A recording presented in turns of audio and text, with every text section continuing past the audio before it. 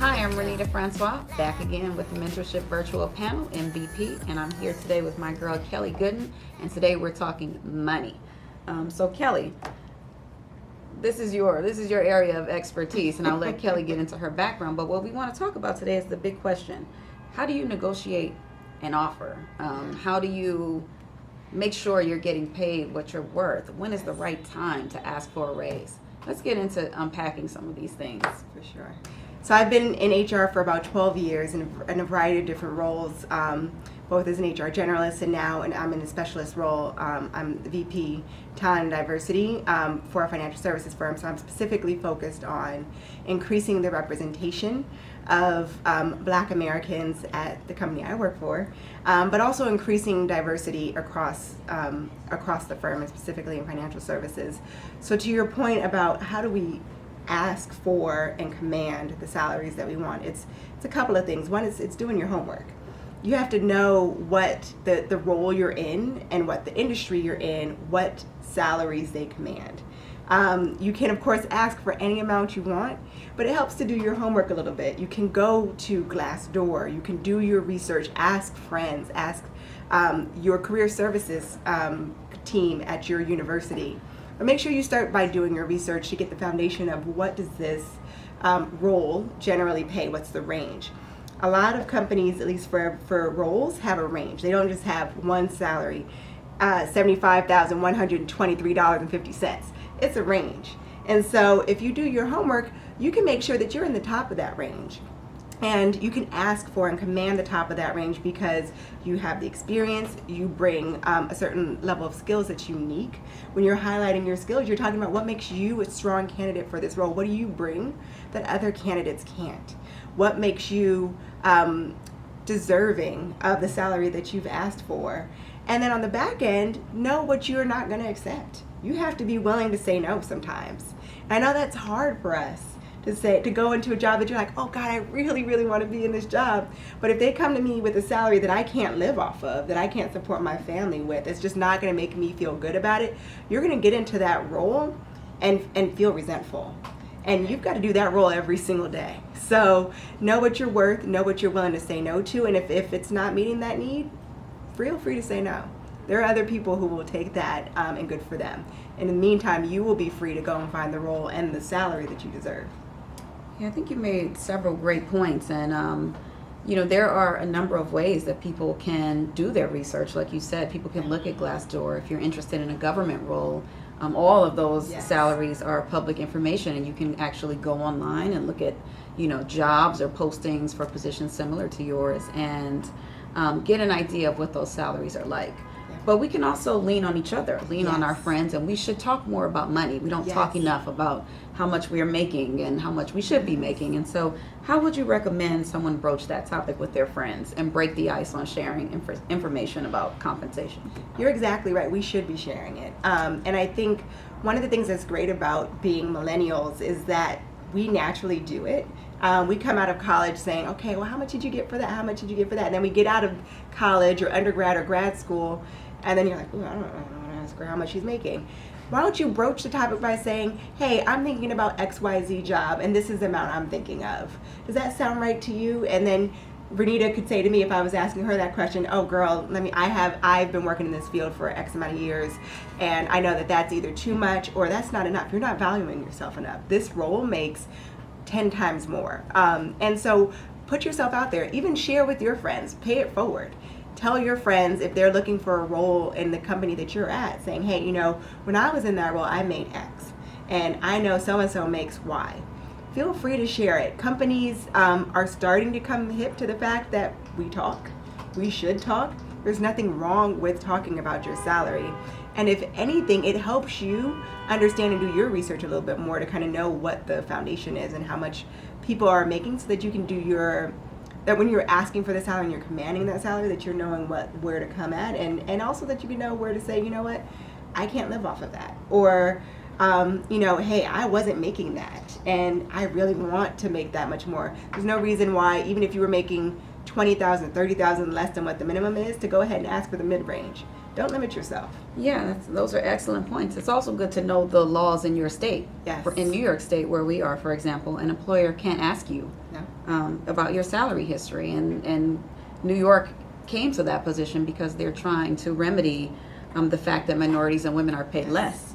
Yes. And so an employer cannot ask you that, and you can, if you do your research, command the salary based on what the role requires of you and what you bring to the table, as opposed to what you made in your past role, which might have been rooted in some discriminatory practices.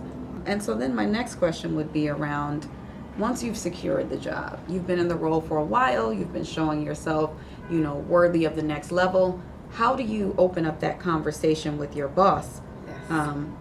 To either ask for a promotion or signal that you're ready for a promotion, or to request a raise? Yes, so that's a great question. It's something that I think so many people struggle with, but particularly women and people of color. We're afraid to ask to rock the boat, to say, I deserve more. And the way that you start out by doing it, putting yourself in your leader's shoes, your boss's shoes, your company's shoes.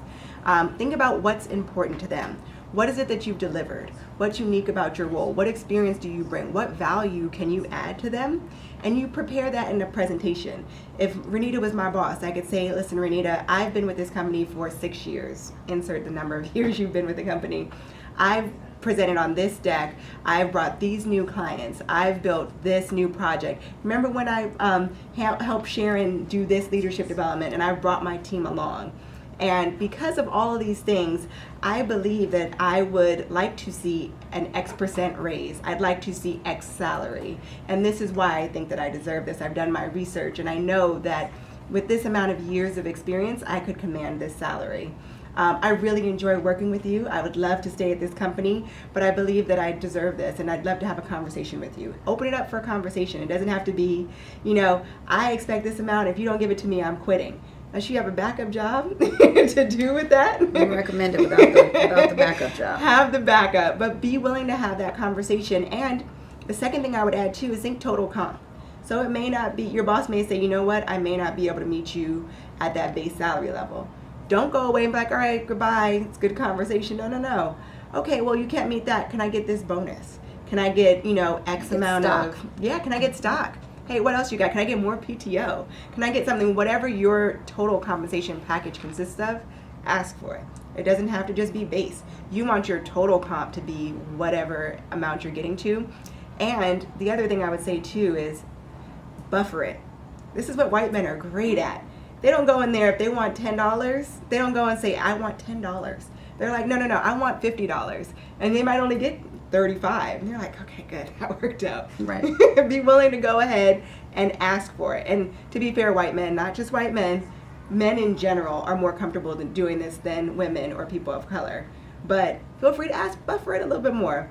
If what do they say? If you reach for the moon, you might land on a star. Buffer it. Ask for a little bit more. You'd be surprised what you can get. That's a great point as well. And so knowing the anxiety and maybe the embarrassment that goes into making these types of requests, what tips would you give to managers to make this easier for their direct reports? Yes, I'm so glad you asked that, because it's not just employees who have a job to do in this. It's managers as well. Managers making their employees feel comfortable coming to talk to them about anything. So it starts by having a manager who is what we call inclusive. And what inclusive means is that people feel comfortable being themselves at work.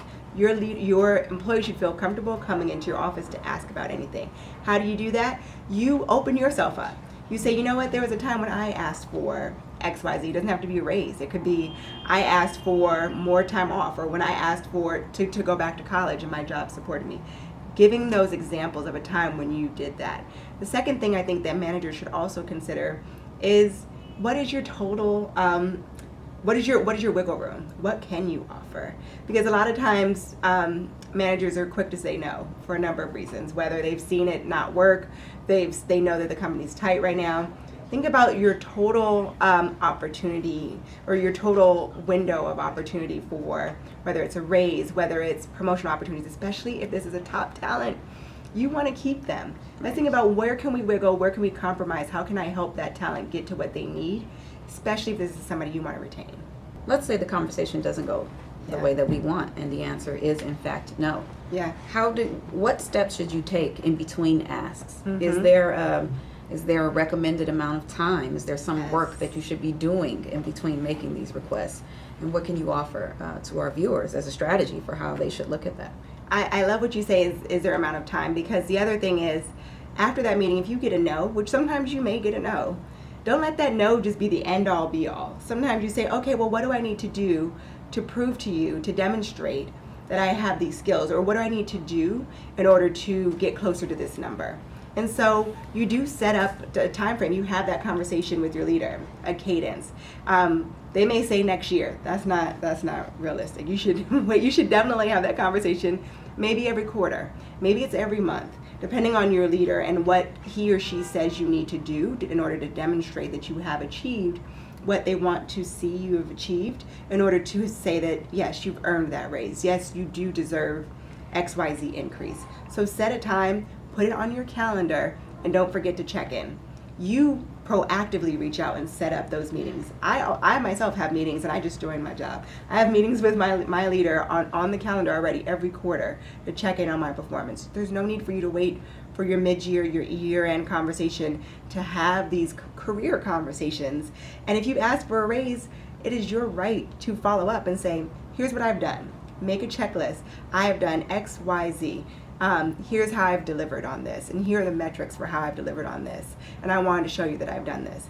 And that's not saying every month or every quarter you're coming back and asking for that raise every time, but at maybe the 3-month mark and the 6-month mark, you're saying, here's what I've achieved. Now, can we discuss, or can we reassess my discussion, or when would be a good time for us to talk about this?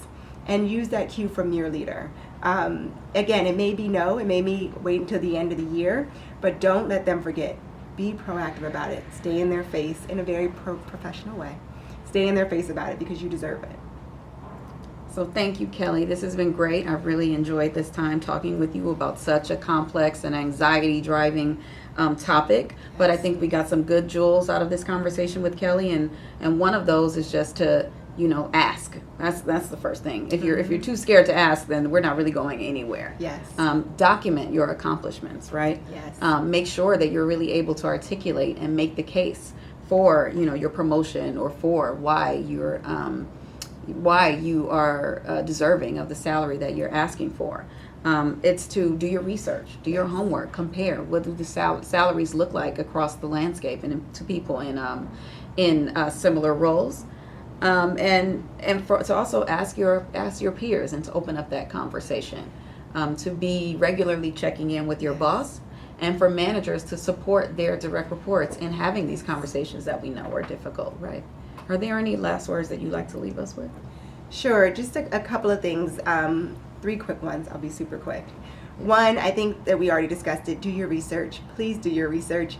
It does you no good, and it does your leader no good for you to walk in not having done your research on what the role pays. If I go into my boss asking for $1 million, he's going to look at me sideways.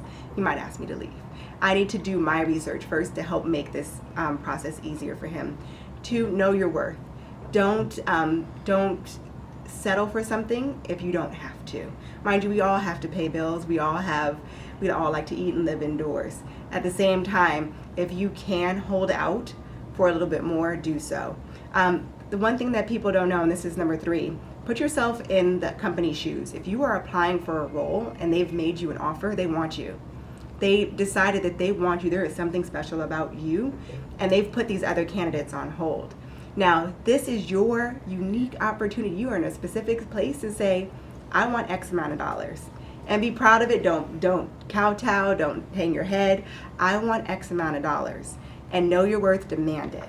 And I think that's one of the things that we have to get comfortable doing. It's hard for me. And I've been in HR for a long time. And I had to have my husband behind the scenes say, no, ask for more. Make sure you get in there and ask for more. And the one thing that I play in the back of my head is I'm doing this not just for me, for my family. Whether or not I have a husband, a child, my mother, my grandmother, the people whose shoulders I'm standing on, you're doing this for them. So don't shrink. Think about the other people in your family for whom you were doing this for. If you've gotten that offer, if you were in that job, if you've done the things that you needed to do, ask for it, demand it, you deserve it. In a professional way. Absolutely. As always, this has been MVP, the Mentorship Virtual Panel. We ask you the same thing every time, to keep growing and pay it forward. Thank you. Thanks, Renita.